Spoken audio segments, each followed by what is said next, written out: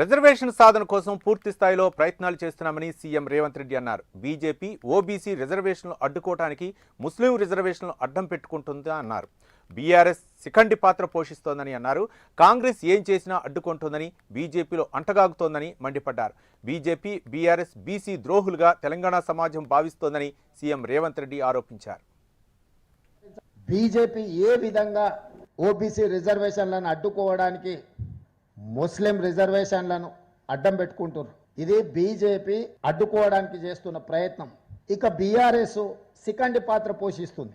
ఎట్లయినా కాంగ్రెస్ని దెబ్బతీయాలి కాబట్టి మేము బీజేపీతోనే అంటగాగుతాము, మేము కాంగ్రెస్ పార్టీ చేస్తున్న ఏ మంచికి సహకరించము, విధ్వంసపూరితంగా వ్యవహరిస్తున్న బీజేపీకి మేము అండగా నిలబడతామని బీఆర్ఎస్ తయారైంది.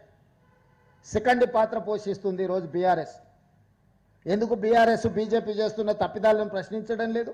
మమ్మల్ని బలహీనం చేసేటట్టు, మా చేతులు గట్టేసేటట్టు వ్యవహరిస్తుంది బీఆర్ఎస్ తప్ప బీసీలకు ఏమైనా మద్దతుగా నిలబడదామనే సోయే లేకుండా పోయింది.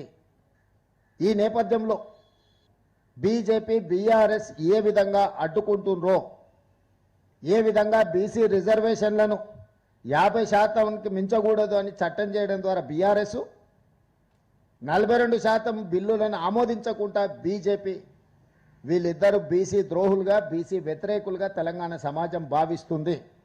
బీజేపీ ఏ విధంగా ఓబీసీ రిజర్వేషన్లను అడ్డుకోవడానికి ముస్లిం రిజర్వేషన్లను అడ్డం పెట్టుకుంటున్నారు. ఇది